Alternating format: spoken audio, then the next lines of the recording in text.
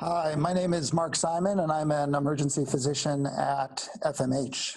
I'm pleased to share that today Alaska's CMO, Dr. Ann Zink, put out a message encouraging the use of homemade masks for everyone when out in public. By homemade masks, we mean non-medical grade masks and masks that aren't used by healthcare personnel. We wholeheartedly support Dr. Zink's message and are encouraging everyone who goes outside to wear a homemade mask to cover their nose and mouth. Dr. Zink highlighted the reasons why in her news release, and I want to cover those briefly now. The main reason for the use of homemade masks is to protect those around you from you. We know that when we talk, when we laugh, when we cough, we emit tiny droplets. These droplets can contain infectious virus. We know that people with COVID-19 may have very mild symptoms or even no symptoms at all, and yet they are still able to transmit infection to others. That person with an infection, but little or no symptoms, may be me, and that person could be you. This is the reason for everyone to cover up with a homemade mask when out in public, to limit the number of droplets each of us emit, droplets that may contain the virus causing COVID-19. We know this disease is in our community. We know this disease is spreading.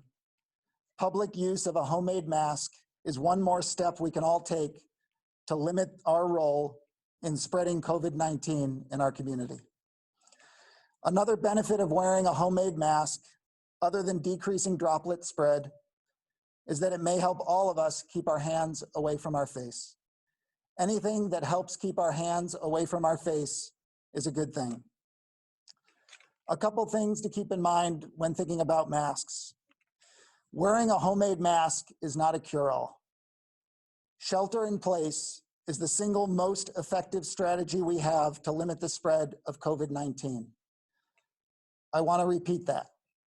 Staying home and sheltering in place is the single most effective strategy we have to limit the spread of COVID-19.